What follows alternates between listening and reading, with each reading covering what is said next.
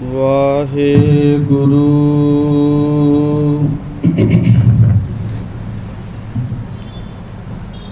वाहेगुरु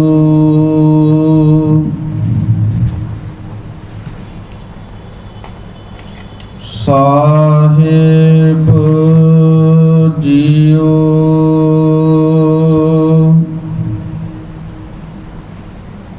एक ओंकार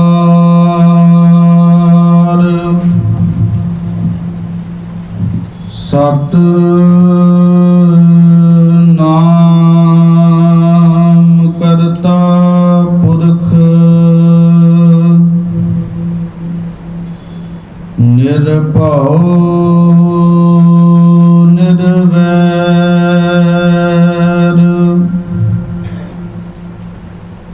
अकाल मूरत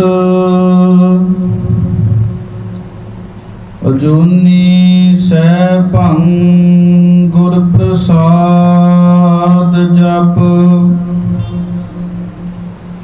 आद सच जुगाद सच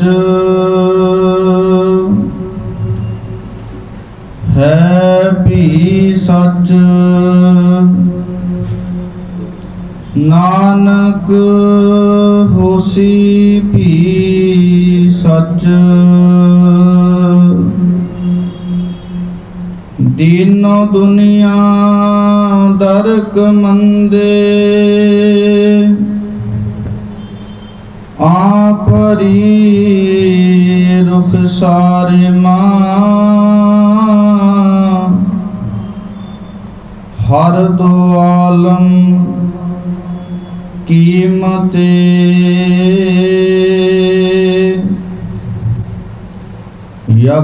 यकतार मुए यारे मां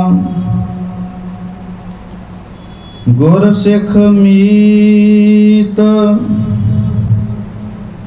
चल हो गुर चाली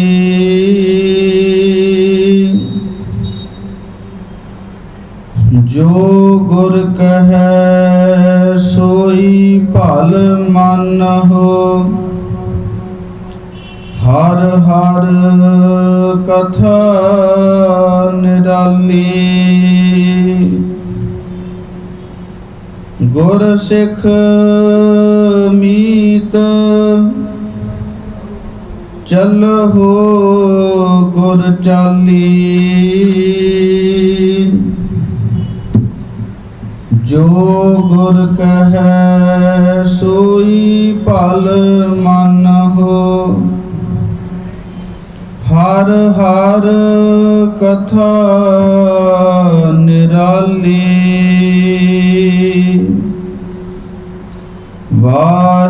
वाहेगुरु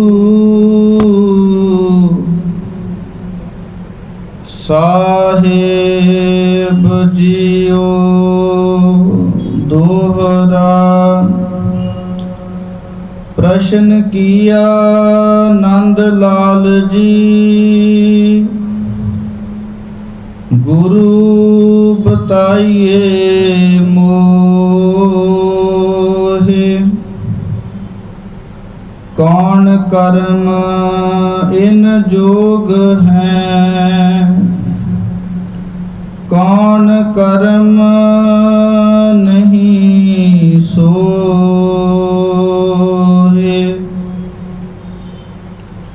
कौन कर्म इन जोग हैं कौन कर्म नहीं सोहे।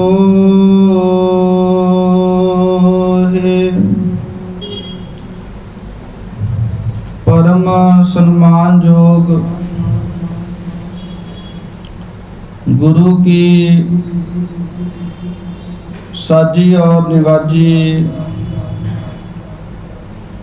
गुरु का खास रूप गुरु की पावन पवित्र गुरसंगत जियो, हम सभी पावन रात्रि के दीवान में आदि श्री गुरु ग्रंथ साहिब महाराज जी दी पावन पवित्र हजूरी में जुड़ मिल बैठ करके गुरु घर के प्रेमी रागी सहबान बाबा जी के पास से गुरबाणी का जो महान कीर्तन हरि जस श्रवण कर रहे थे, और जैसे उन्होंने आखिर में एक विचार हमारे समक्ष पेश की है, क्योंकि विद्वानों का ये ख्याल है कि अगर कोई विचार चल रही हो उसके आगे लड़ी जोड़ना, यही विद्वानों का मुख्य कर्म है। तो उस बात को मानते हुए उन्होंने जो बताया है कि अगर सफलतापूर्वक कीर्तन करना है तो उसके लिए जो अभ्यास है, उसके लिए जो मर्यादा है, जो कायदा कानून है कि पहले बैठकर रियाज किया जाए, उसी प्रकार हमें अपना जीवन बसर करने के लिए किसी न किसी प्रकार की जो मर्यादा है उसको धारण जरूर करना पड़ेगा। वो कैसे? जैसे हम जब सफ़र करते हैं तो जो हिंदुस्तान का जो कानून है कि रास्ते पर चलते वक्त हम अपने बाएं हाथ होकर चलते हैं, सड़क का जो बायां साइड होता है उस पर चलते हैं। उसी प्रकार जो गुरबाणी का वाक हमने सुना है कि गुरसिख मीत चलो गुर चाली, इस चाली का अर्थ होता है मर्यादा, चाली का अर्थ होता है कायदा कानून। तो इस बात की जो विचार है वो हमने, क्योंकि जो इस कथा की पावन हाजिरी है वो सिर्फ कल सुबह है और रात्रि का जो दीवान है उसमें आखिरी हाजिरी है। उसके बाद जो रागी जथा है वो आपके समक्ष गुरबाणी का हर रस श्रवण करवाएगा। तो आज मेरे मन में विचार आया कि ये जो बचे हुए 2 दिन है कथा के, इस पर जो मर्यादा है सिर्फ उसी पर गौर किया जाए। तो आज की और कल की जो पावन विचार है वो सिर्फ मर्यादा पर होगी कि जैसे हर एक जगह का, वो चाहे रास्ते पर चलना हो, किसी नौकरी पेशे में अपने नौकरी करनी हो, हर किसी का कायदा कानून होता है। सो इन विचारों को हम सभी ने मिलजुल कर श्रवण करने का जतन करना है। सो गुरुमत की विचारों की प्रारंभता करने से पहले गुरु बख्शी गुर फतेह परवान करो। सभी प्रेम पूर्वक बोलना करो, वाहिगुरु जी का खालसा वाहिगुरु जी की फतेह। और जो 1-2 बेनती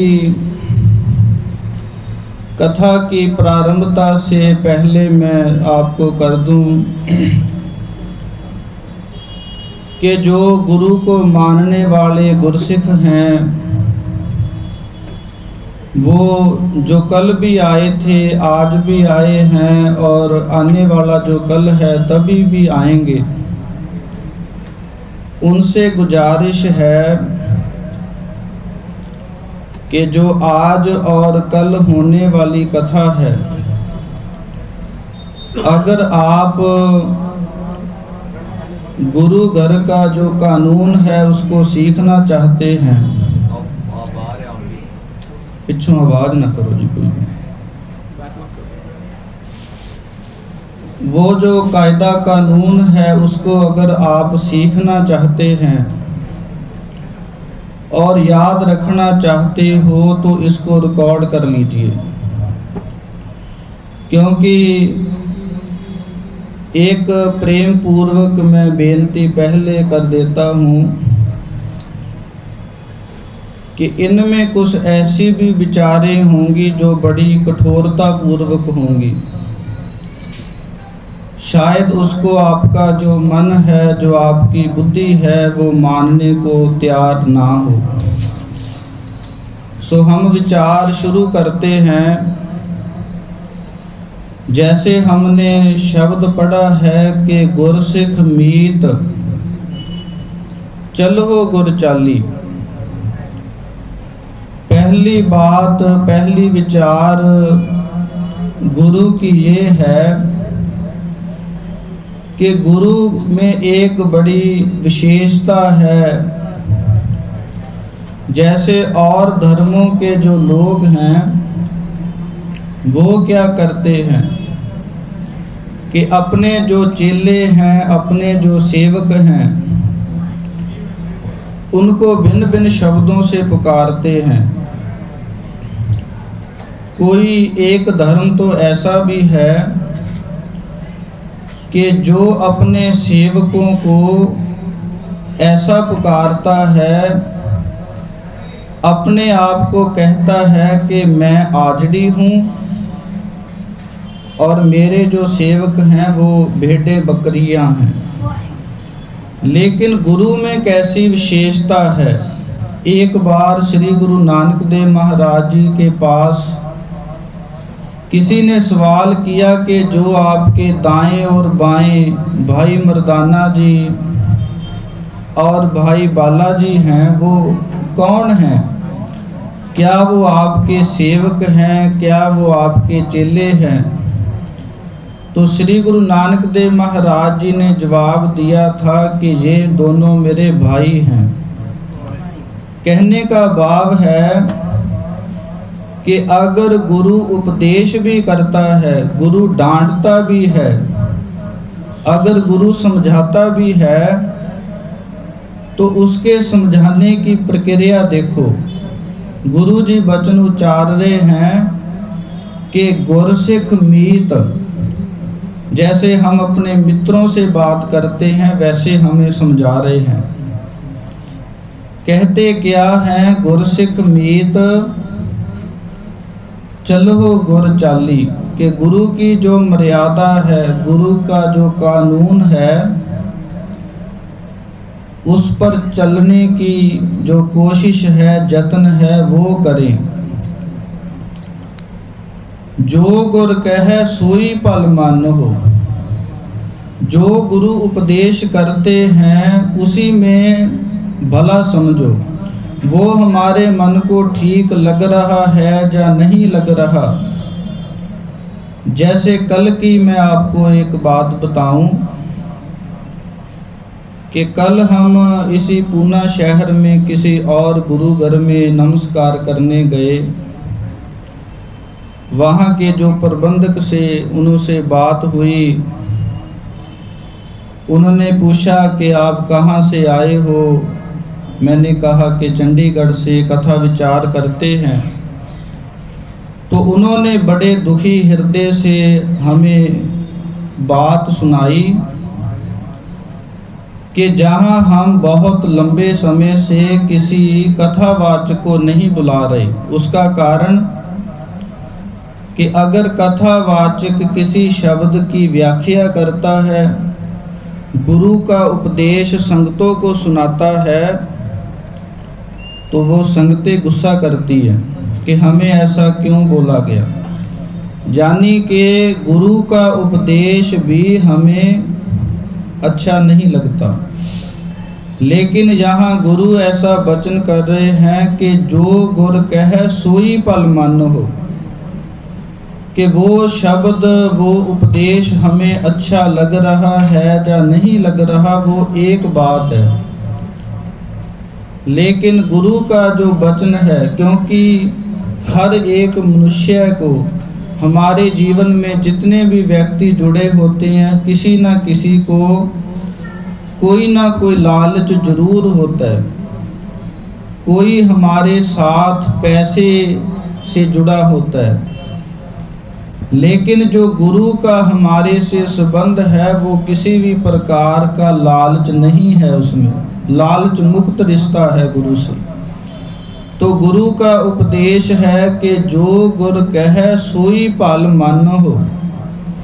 जो गुरु उपदेश करते हैं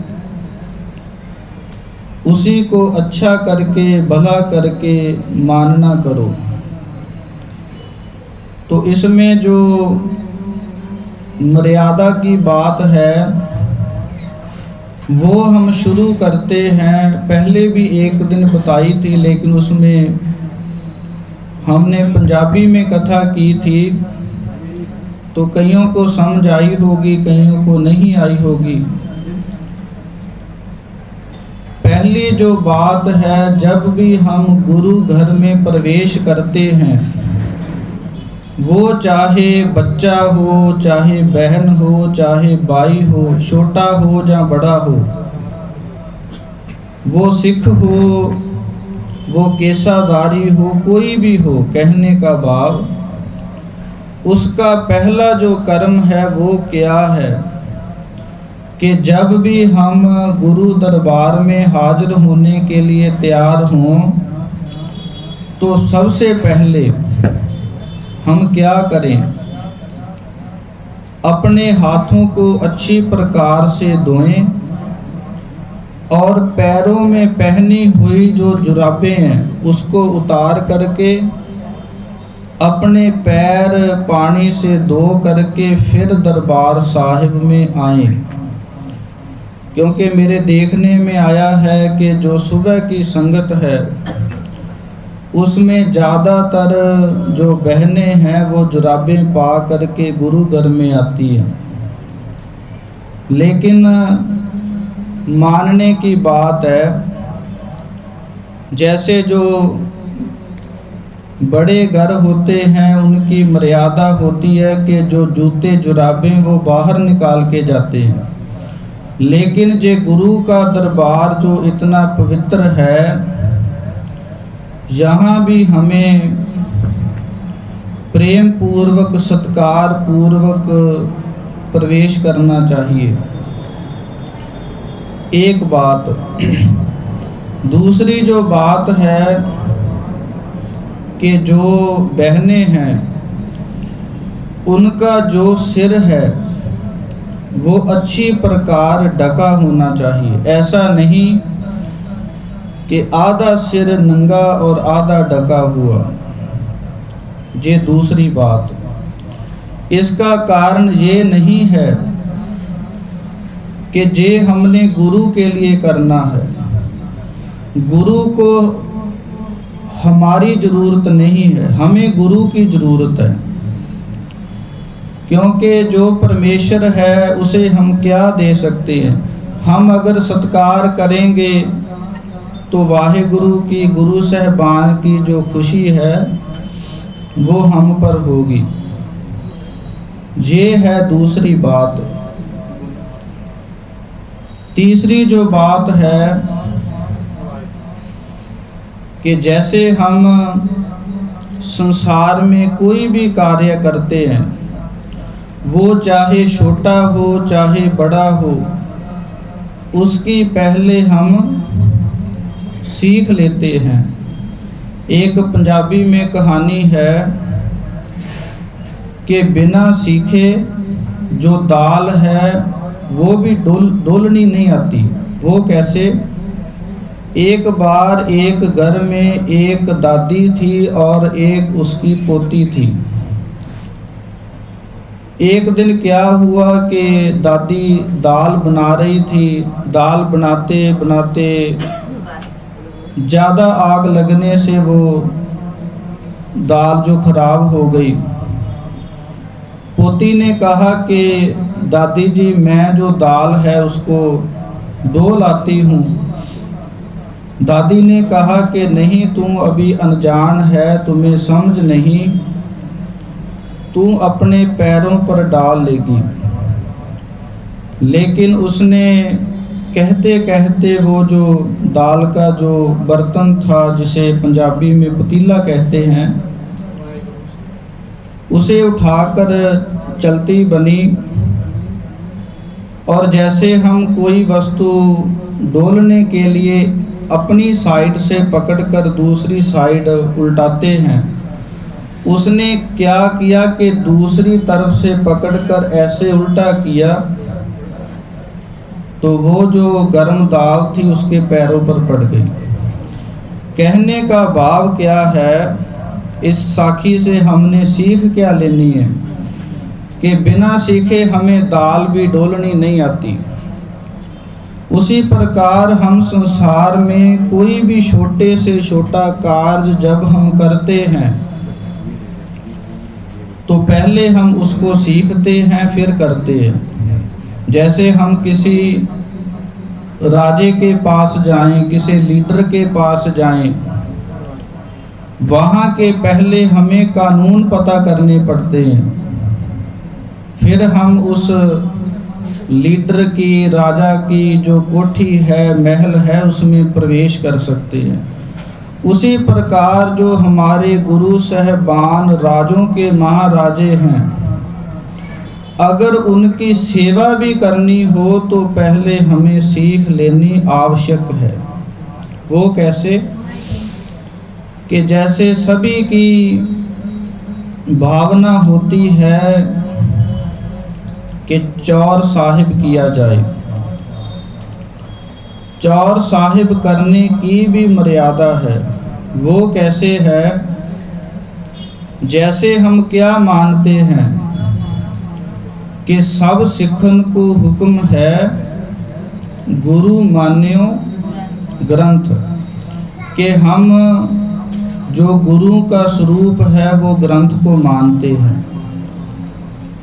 तो जैसे मैं बैठा हुआ हूँ, जैसे श्री गुरु हरगोबिंद साहिब जी का जो शरीर था वो करीब करीब 6.5 फुट से भी ज़्यादा था। तो आप मान लो कि कोई व्यक्ति जिसका 6.5 से ज़्यादा कद हो, लंबाई हो, वो बैठा हुआ कितना लंबा होगा। तो हमने वही स्वरूप जानना है कि जब चौर साहिब भी करना है तब हमने ऐसे सामने चौर नहीं फेरना, हमने ऊंचा करके चौर फेरना है। और जब हम किसी सत्कार जोग मनुष्य को, जैसे हम पानी परोसते हैं, जैसे हमने घर में पानी लेना हो तो हम अपने हाथ से पकड़कर उसको पानी दे देते हैं। लेकिन अगर कोई बाहर से सत्कार जोग मनुष्य आया हो तो हम जो प्लेट होती है, जो ट्रे होती है, उसमें पानी परोसते हैं। कहने का भाव होता है कि हम अपने दोनों हाथों से पानी को परोसते हैं। उसी प्रकार जब हम चौर साहिब की भी सेवा करें तो हमारे दोनों जो हाथ हैं वो चौर साहिब पर हों।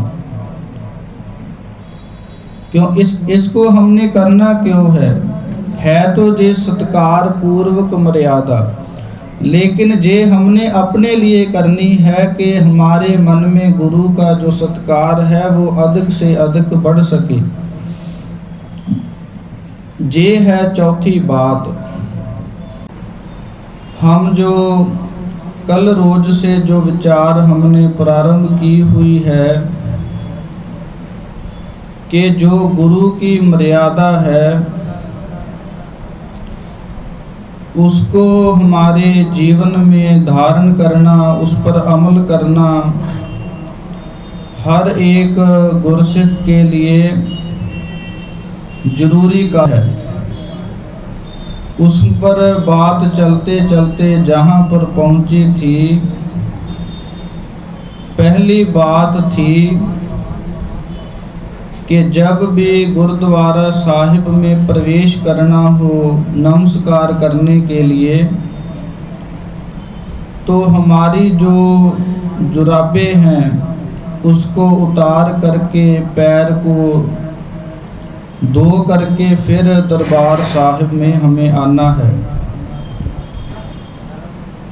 और दूसरी जो बात हमने की थी कि जो हमारी माई और बहनें हैं उनका जो सिर है वो अच्छी प्रकार ढका हो, ये दूसरी बात थी।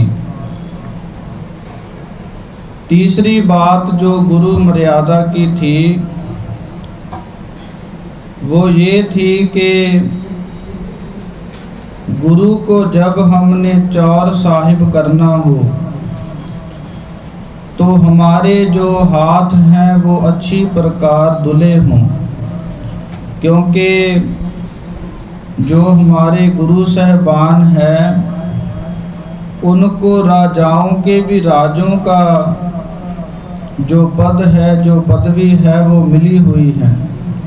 जैसे हम किसी आम व्यक्ति से जो कोई विद्वान हो या किसी ऊंचे पद पर हो उसको जैसे मिलने जाते हैं, तब हमारे मन में कई प्रकार का डर सत्कार होता है।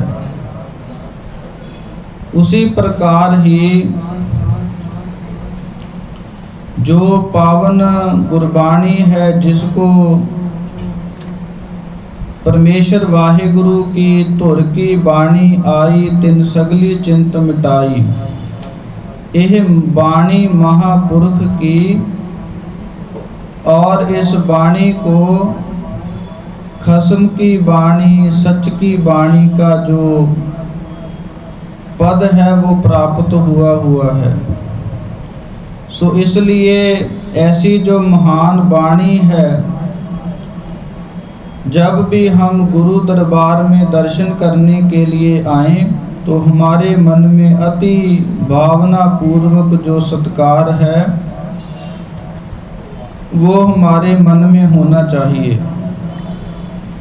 इसके आगे जो विचार हम कल समय की समस्या के होते हुए बीच में छोड़ दी थी, वो विचार थी कि हमारा मन जब भी हजूरी में बैठ करके पाठ करने का मन करे तो सबसे पहले जो ध्यान रखने की बातें हैं कि हमारे गले में जो एक परना है, साफा है, जिसको हम गुरमत की भाषा में हजूरिया बोलते हैं, वो होना चाहिए। उसका कार्य ये होता है कि अगर हमें किसी वस्तु को पकड़ना हो, जहाँ हमें किसी प्रकार की जो खुजली हो रही हो उसे करना हो, नहीं तो कई बार देखने में ऐसा भी आता है कि हम एक हाथ में हमारे गुटका साहिब होता है और दूसरे हाथ से हम पैरों में खुजली कर रहे होते हैं। इसलिए गुरबाणी का जो सत्कार है वो हमारे मन में जितना अधिक होगा उतनी ही गुरु की हमारे ऊपर जो खुशी है, कृपा है, वो होगी। और उसके आगे जो हमने भाई गुरदास साहिब की, जो भाई नंदलाल साहिब की जो पावन बाणी है, उसकी विचार, क्योंकि आज कथा का आखिरी दिन है, सो उसमें जो भाई नंदलाल साहिब जी हैं, उन्होंने अपने पावन ग्रंथ में ऐसे वचन लिखे हैं, प्रश्न किया नंदलाल जी, गुरु बताइए मोहे। भाई नंदलाल साहिब जी ने श्री गुरु गोबिंद सिंह महाराज जी से अपने मन में उठने वाले जो प्रश्न थे उनको पूछने के लिए बेनती की कि गुरु बताइए मोहे। हे श्री गुरु नानक देव महाराज जियो, मुझे जो ऐसी सीख है, शिक्षा है, वो मुझे बताना करो। कौन कर्म इन जोग हैं, कौन कर्म नहीं सोहे। कि हमारे जीवन में कौन कौन से कर्म हमें करने चाहिए, कौन से काम करने योग्य हैं और कौन से काम शोभा नहीं देते, उनकी बाबत हमें बताना करो। तो ऐसी बेनती गुरु साहिब ने जब सुनी तो आगे श्री गुरु गोबिंद सिंह महाराज जी ने जो वचन लिखे, जो बोले, दोहरा नंदलाल तुम वचन सुनो, सिख कर्म है ये। श्री गुरु गोबिंद सिंह महाराज जी कहने लगे कि भाई नंदलाल साहिब जी, आपने जो सवाल किया है उसके जवाब में हम उत्तर देते हैं। आप बड़ी ध्यान पूर्वक मेरी जो बात है, विचार है, उसको सुनना करो कि सिखों के जो करने वाले कार्य हैं वो कौन कौन से हैं। नाम दान स्नान बिन करे न अनस्यो नेहो। श्री गुरु गोबिंद सिंह महाराज जी ने 3 वचन कहे, एक नाम और दूसरा दान और तीसरा स्नान। कि हमारे जीवन का जो लक्ष्य है वो ऐसा होना चाहिए कि एक नाम और दूसरा जीवन में दान करना और तीसरा जो स्नान है। इन 3 कर्मों के अतिरिक्त अन्य जो किसी भी प्रकार के कार्य हैं वो सिर्फ हमारे जीवन को बसर करने के लिए एक सहायता पूर्वक उन्हें समझ कर करना चाहिए। किसी पैसे का, जमीन का, अपने परिवार का, अपने जो पुत्र पुत्रियां हैं उनका जो नेह है सिर्फ उन्हें उनकी परवरिश करने मात्र समझना चाहिए। ऐसा सिखों को उपदेश श्री गुरु गोबिंद सिंह महाराज जी का है। क्योंकि हम पावन वाणी को जब हम विचार कर देखते हैं तो उसमें भी इसी प्रकार के कर्म आते हैं कि आप जपे अवरह नाम जपावे। कि जो पावन पवित्र गुरबाणी का उपदेश है, नाम है, उसको आप जपें और अपने जो बच्चे हैं, अपने जो साक संबंधी हैं, उनको जपने के लिए प्रेरित करें। सो इसी प्रकार दान देने की जो प्रक्रिया है वो भी गुरमत में है, दसवंध देने की।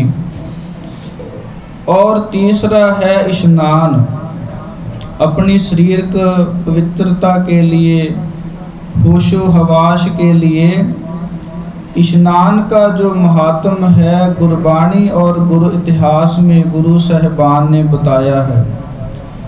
आगे पावन वचन लिखते हैं, चौपई प्रातः काल सतसंग न जावे, तनखाहदार बहु वड्डा कहावे। जो भाई नंदलाल साहिब ने ऊपर प्रश्न किया था कि सतगुरु जियो, मेरे को आप सिखों के कौन कौन से कर्म हैं उनकी बाबत बताएं। तो आगे जो विचार श्री गुरु गोविंद सिंह महाराज जी ने जो वचन उच्चारण किए थे उनको भाई नंदलाल साहिब जी लिख रहे हैं कि जो भी मनुष्य अपने आप को गुरु का सिख अखवाता है, जब हमसे पूछता है कि आप कौन हो, तो हम बिना देरी से कह देते हैं कि हम सिख हैं। लेकिन सिख होते कैसे हैं, उनका जीवन और उनके जो कर्तव्य हैं वो होते कौन कौन से हैं, वो भी हमें पता होने चाहिए। सतगुरु श्री गुरु गोविंद सिंह महाराज जी वचन उच्चारते हैं कि जो गुरसिख सुबह अमृत वेले गुरु दरबार में आ करके सत्संगत की हाजरी नहीं बरता, तनख्वाहदार बहु बड़ा कहाव है। वो बड़ा तनख्वाहदार है, उसको सज़ा मिलनी चाहिए। अपने आप को सिख भी हम अखवाते हैं और 10-10 बजे उठते हैं, क्योंकि अगर हमने अमृत वेले जागना है तो सबसे पहले हमें अपनी जो नींद है उसको ठीक ढंग से लेने के लिए जल्दी सोना पड़ेगा। सो इसलिए सतगुरु जी वचन उच्चारण करते हैं कि जो गुरसिख सत्संगत में आ करके गुरबाणी पढ़ना, गुरबाणी सुनना, कीर्तन कथा में हाजिरी नहीं बरता, वो सज़ा लेने के योग है, उसे सज़ा मिलनी चाहिए। आगे वचन लिखते हैं, सत्संग जाए कर चित्त डुलावे, इहा उहा ठौर ना पावे। कि जो गुरसिख सत्संगत में बैठ करके अपने चित्त को, अपने मन को अपवित्र करता है, किसी दूसरी की तरफ बुरी नज़रों से देखता है, तो उसके बाबत वचन है, इहा उहा ठौर ना पावे। वो जो गुरसिख है इस लोक में और परलोक में कभी भी जो ठौर है, स्थिरता है, शांति है, उसे प्राप्त नहीं हो सकती। हर जस सुनते बात चलावे, कहे गोबिंद सिंह वो जमपुर जावे। इस बात को आप गुरसिखों को बड़े ध्यान से सुनना चाहिए और आगे गुरसिखों को बताना भी चाहिए, क्योंकि आप पंजाब से बड़ी दूर विराजमान हो सकता है कि आपको हर रोज़ कथा विचार सुनने को ना मिलती हो, क्योंकि जो पावन गुरबाणी का कीर्तन है उससे अगर कोई व्यक्ति पढ़ा लिखा है, पंजाबी जानता है, तो शब्दों की जो 25% समझ है वो हमें आती है। इसलिए गुरबाणी की जो समझ है, जितनी देर हम कथा नहीं पढ़ते या जो टीका हैं, जो स्टीक हैं उनको नहीं पढ़ते, उतनी देर गुरबाणी की समझ आनी मुश्किल है। सो इसलिए ये जो वचन है इसको सुनना और आगे बताना आप सभी का कर्तव्य है। वो क्या बात है कि हर जस सुनते बात चलावे।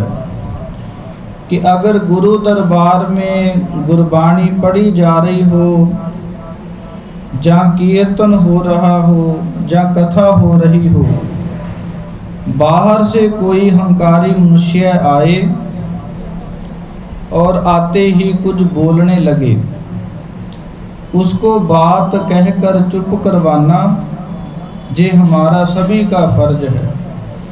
नहीं तो उसके लिए पावन उपदेश है कि जो भी व्यक्ति गुरु दरबार में हरि जस होते हुए बोलता है, संसारी बातें करता है, कह गोबिंद सिंह जमपुर जावे। उसको इतनी बड़ी सज़ा है कि उसे जम्मू की पुरी में जाना पड़ेगा।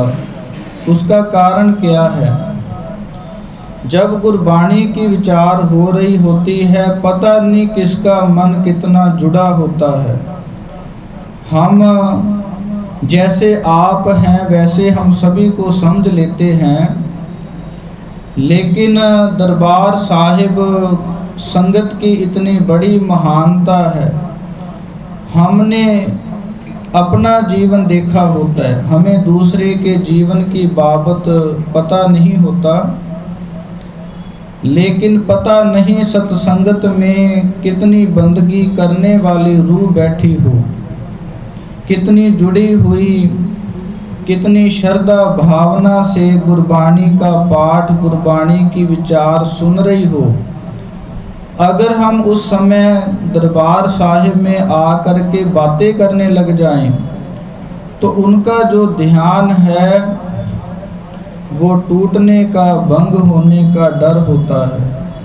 इसलिए गुरु गोविंद सिंह महाराज जी ने वचन किए कि भाई नंदलाल साहिब जी, जो गुरु दरबार में आ करके संसारी बातें करता है, अगर किसी को कोई फ़ोन यूज़ करना हो, जहाँ कोई ज़रूरी बात करनी हो, तो दरबार साहिब के बाहर जाके हम कर सकते हैं। क्योंकि जहाँ हमने कहा कोई 5 घंटे 10 घंटे तो बैठना नहीं, 24 घंटे में ज़्यादा से ज़्यादा हम आधा घंटा 1 घंटा जीवन में निकालते हैं दिन में। उस समय भी अगर हम संसारी बातों में उलझे रहें तो हमारा जीवन का क्या होगा, हम खुद ही अंदाज़ा लगा सकते हैं। आगे वचन सतगुरु जी उच्चारण करते हैं, निरतन वेख ना पास बैठा है, सो तनखाही मूल कहावे।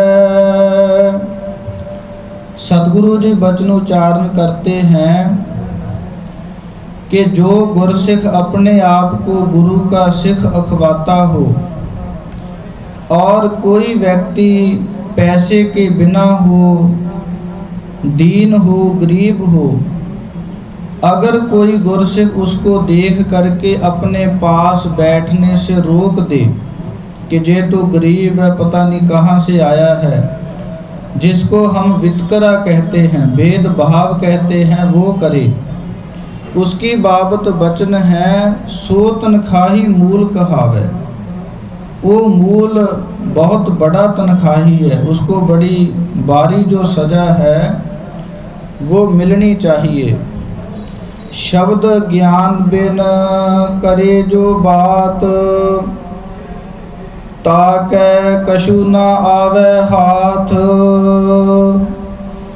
सतगुरु जी पावन वचन फिर दोहराते हैं कि गुरु दरबार में अगर कोई बैठ करके शब्द ज्ञान के बिना अगर कोई बात करे, किसी की निंदा करे, किसी की चुगली करे,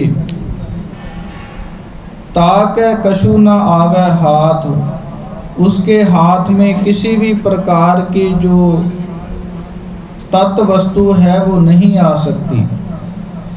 इसलिए हमें बड़ी श्रद्धा भावना पूर्वक इस बात को ध्यान में रखना चाहिए कि गुरु का जो उपदेश है, गुरु की जो वाणी है, वो हम सभी के लिए एक जैसी है। ऐसा नहीं है कि जहाँ कोई किसी प्रकार का भेदभाव है, जहाँ कोई गरीब आए, अमीर आए, छोटा आए, बड़ा आए,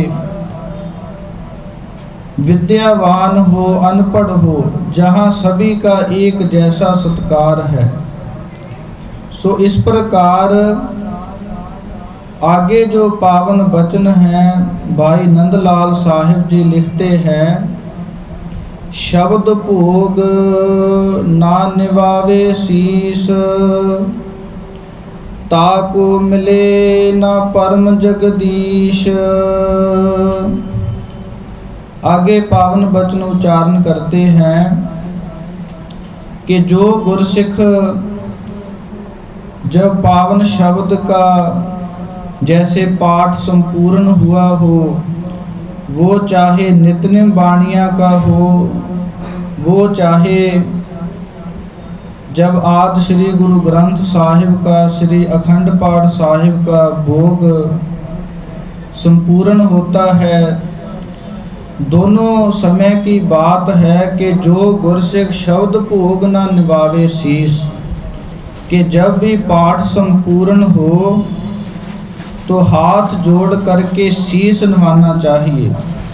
वो शीश इस बात का प्रतीक है कि हे वाहेगुरु, हम आपको निम्रता सहित बेनती पूर्वक वचन है कि आपकी कृपा से हमने पाठ किया है, वो इस बात का प्रतीक है। सो जो गुरसिख शब्द भोग के समय शीश नहीं निभाता, उसकी बाबत वचन है ताको मिले ना परम जगदीश।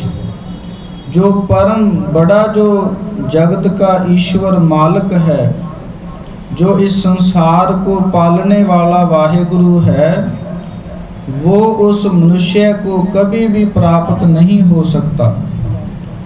आगे जो पावन वचन भाई नंदलाल साहिब जी लिखते हैं, दोहरा जो प्रसाद को बांट है, मन में धारे लोभ, किसे थोड़ा किसे अगला, सदा रहे तिस सोग।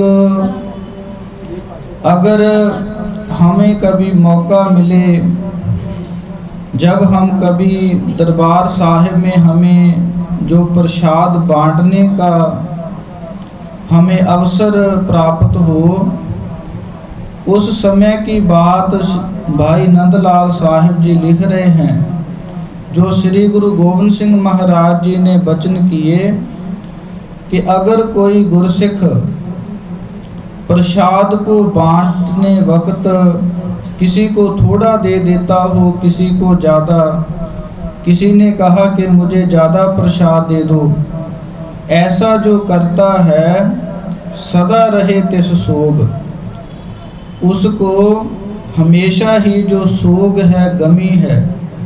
कई बार जो संसारी ईर्खा है वो हम दरबार साहिब में भी कर लेते हैं कि जिससे हमारा प्रेम हो, जो हमारा सका संबंधी हो, उसे हम लंगर में भी ऐसा ही होता है। कई बार जो बड़ी पदवी वाला कोई मनुष्य हो, उसको हम गरम गरम रोटी दे देते हैं।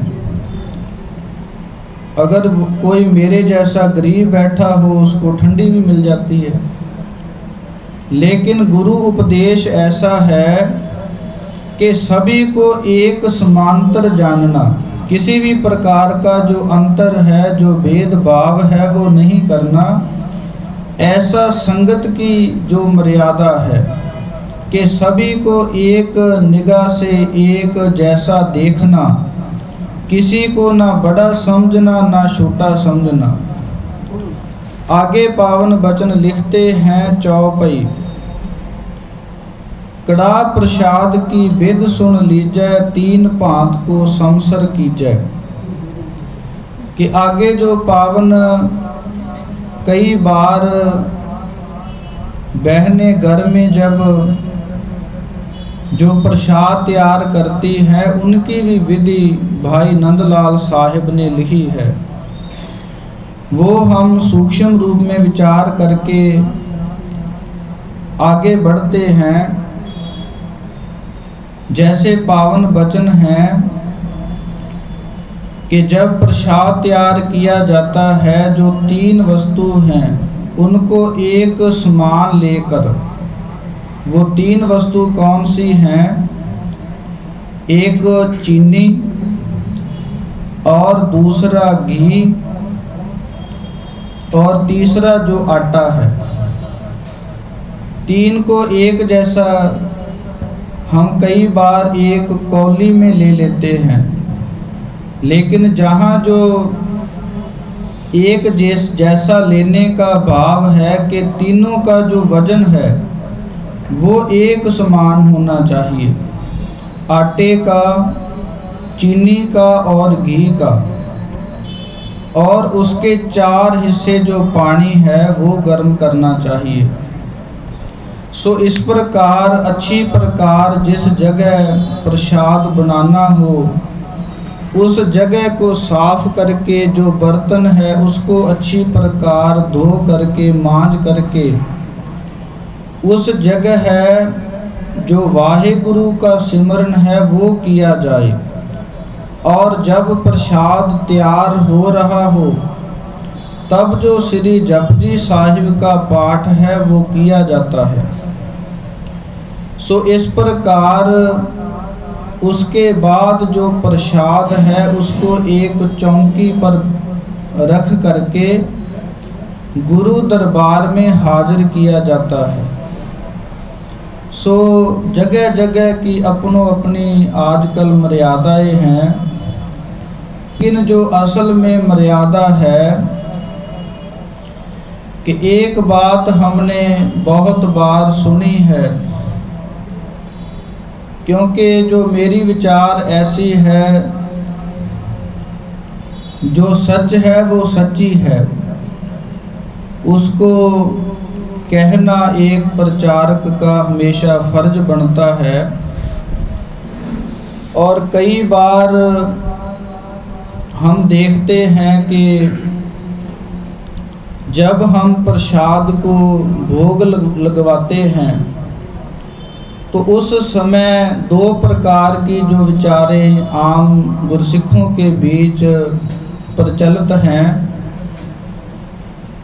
कई बार तो हम बोलते हैं कि आप इस प्रसाद को स्वीकार करें, और कई बार गुरसिख ऐसा बोलते हैं कि आपके समक्ष जो प्रसाद भेंट किया है उसको आप भोग लगाएं। ये 2 प्रकार की बातें प्रचलित हैं। एक हम कहते हैं कि प्रवान करो और दूसरा कहते हैं भोग लगाओ।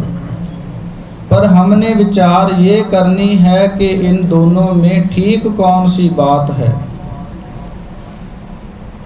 जैसे हम किसी के घर जाएं, हमें कोई बुलाए कि आज जो प्रसादा पानी है आपने हमारे घर छकना है, हम तैयार श्यार होकर किसी के घर जाएं और घर जाकर वो हमें प्रसादा पानी जो टेबल है उस पर सजा करके हमें बोले कि आप इस लंगर को, इन मठियाइयों को प्रवान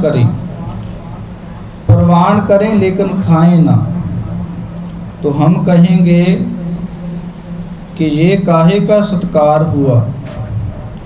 इसलिए प्रवान करना एक अलग बात है और भोग लगाना एक अलग बात है। इसलिए जो पावन पुरातन मर्यादा के अनुसार जो बात है कि जब हम गुरु दरबार में प्रसाद को हाजिर करते हैं तो उसकी बाबत कहा जाता है कि हे वाहिगुरु जीओ, क्योंकि हम गुरबाणी को क्या मानते हैं, सब सिखन को हुक्म है गुरु मान्यो ग्रंथ।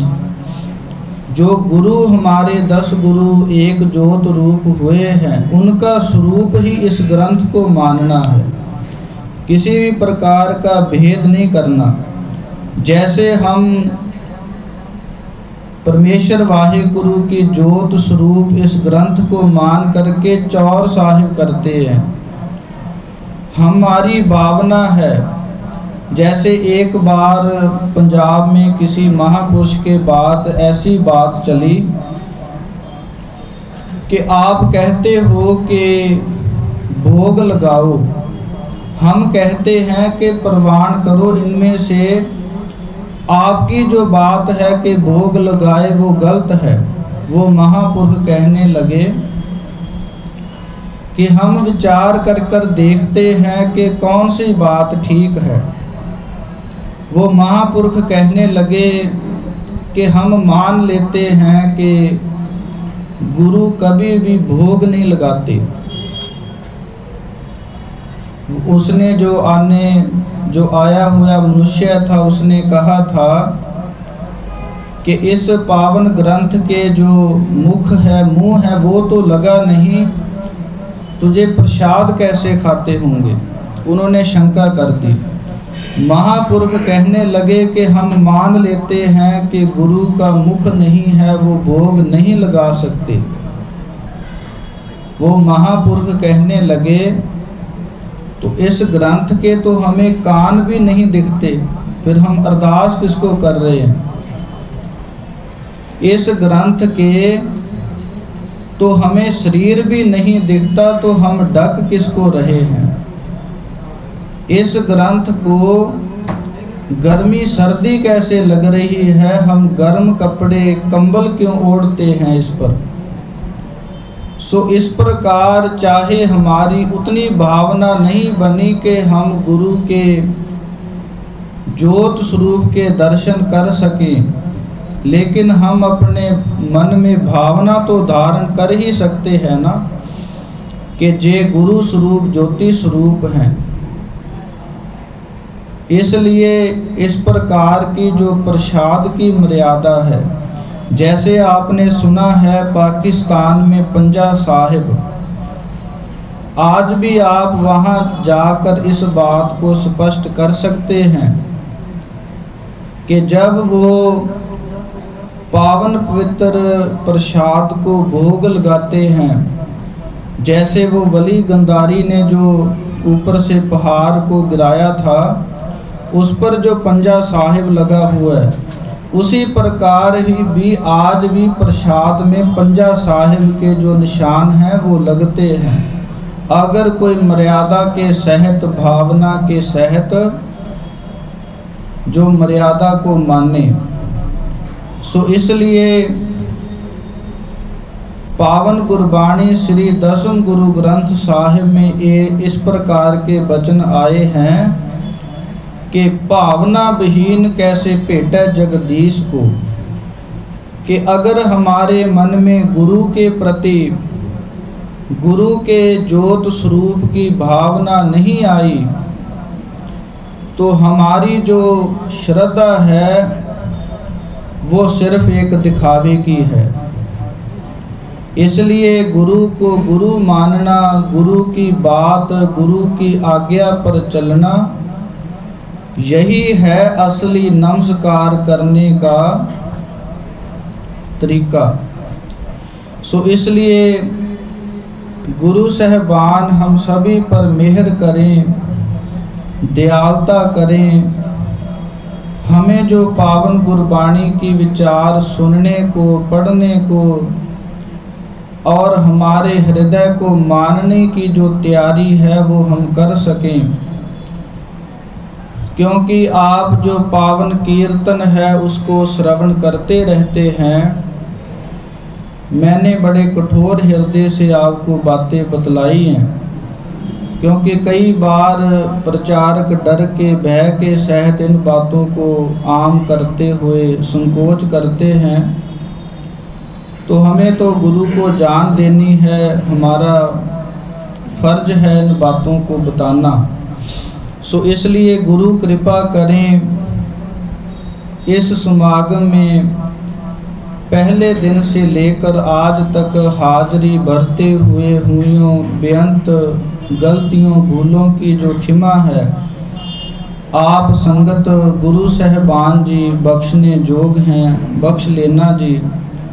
गुरुद्वारा साहिब के जो समूह मेंबर साहिबान, कमेटी साहिबान के जो सभी गुरसिख हैं और ग्रंथी साहिबान जी और सेवादार साहिब जी, सभी गुरसिखों का हृदय पूर्वक, भावना पूर्वक धन्यवाद है। सबसे ज़्यादा धन्यवाद है आदि श्री गुरु ग्रंथ साहिब महाराज जी का, जिन्होंने आप गुरसिखों को बिठा करके दास से जो विचार है वो करवाने का बल है वो बख्शा है।